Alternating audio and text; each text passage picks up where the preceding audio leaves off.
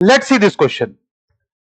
Lactic acid is formed in the muscle during intense activity. In the blood, lactic acid is neutralized by the reaction with hydrogen carbonate. This reaction will be illustrated by the following calculations. Lactic acid written as HL. तो HL से अपन किसका representation दे रहे हैं? Lactic acid का. अब and the acid dissociation constant, इसका K दे रखा है, आयनेशन कांस्टेंट दे रखा है 1.4 into 10 की power -4.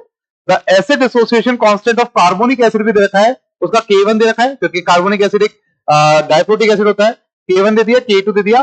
All carbon dioxide remain dissolved in the during the reaction, ये भी बता रखा है. सारा का सारा कार्बन डाइऑक्साइड जो है वो डिसॉल्व रहेगा ड्यूरिंग द रिएक्शन. अब आपको दे दिया पहला क्वेश्चन, कैलकुलेट पीएच इन 3 into 10 की पावर -3 मोलर HL सॉल्यूशन. ठीक है, तो ये क्या है? Calculation of weak acid, calculation of pH of weak acid यहां पे यूज किया है.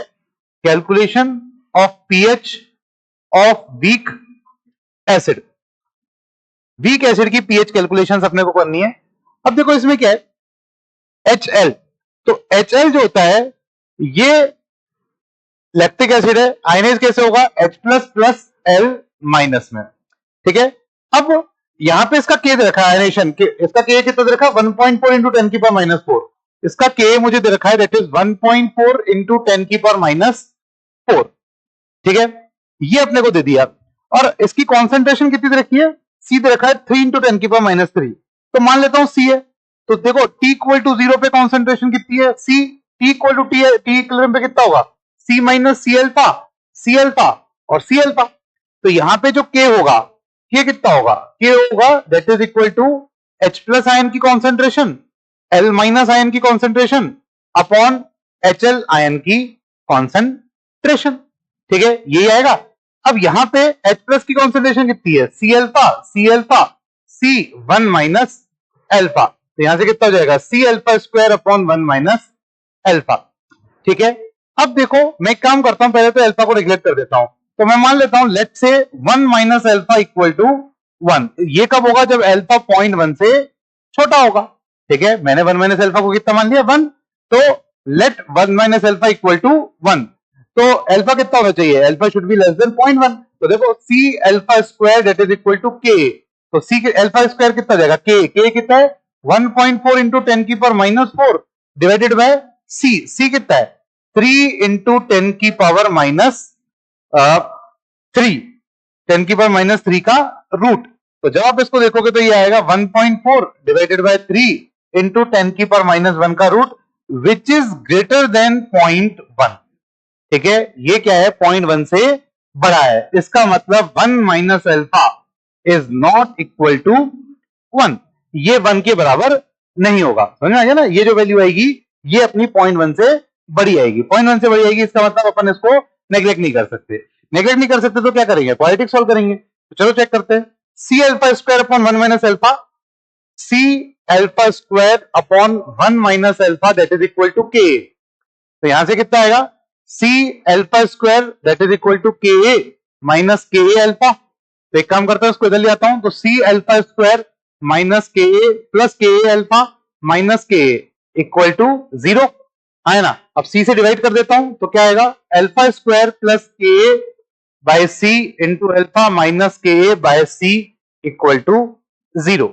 अब देखो यहां पे पुट कर लेते हैं वैल्यू. तो अल्फा स्क्वायर प्लस Ka कितना? 1.4 इंटू 10 की पावर -4 अपॉन C कितना है? 3 इंटू 10 की पावर -3 अल्फा माइनस 1.4 इंटू 10 की power -4 alpha, sorry 1 - 4 upon 3 into 10 की पावर -3, ये equal to 0.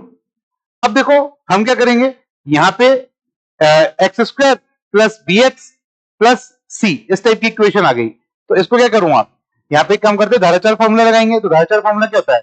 Minus B 1.4 into 10 की पावर -4 अपॉन 3 इंटू 10 की पावर -2. ठीक है, ये तो माइनस बी प्लस माइनस, अब देखो माइनस कब नहीं लगाऊंगा क्योंकि रूट नेगेटिव हो जाएगा, ओवरऑल अल्फा नेगेटिव हो जाएगा, जो कि पॉसिबल नहीं है, इसलिए नेगेटिव को कैंसिल कर देते हैं. Plus root over B square कितना होगा?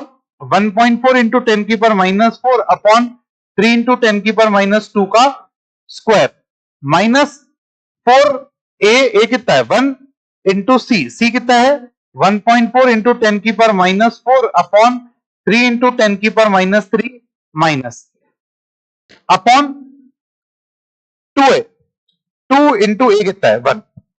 ठीक है, जब आप इस वैल्यू को सॉर्ट आउट करोगे तो यहां से अल्फा की वैल्यू आपके पास आएगी दैट इज 0.2।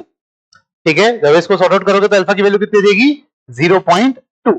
अब अल्फा की वैल्यू 0.2 आ गई तो यहां से H प्लस की कॉन्सेंट्रेशन कितनी आएगी, अपने पास H प्लस की कॉन्सेंट्रेशन कितनी आएगी C अल्फा। तो अपने पास H प्लस की कॉन्सेंट्रेशन है that is C alpha. C कितना है 3 इंटू 10 की पावर -3 इंटू अल्फा 0.2। तो इसको ऐसे लिख सकता हूं 6 इंटू 10 की पावर -4।